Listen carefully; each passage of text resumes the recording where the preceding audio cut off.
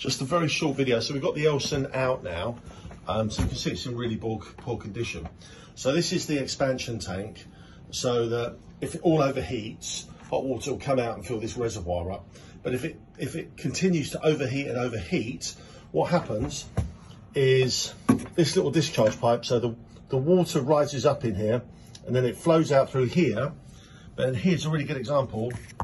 It's been blocked off. So now it's out, you can actually see my pencil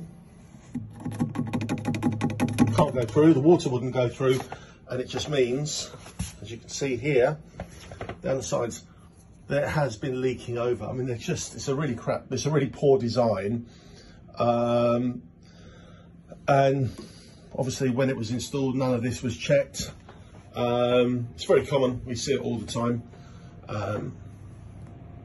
So now we're going to fit something that will last a long time, that will be reliable and will be slightly more efficient.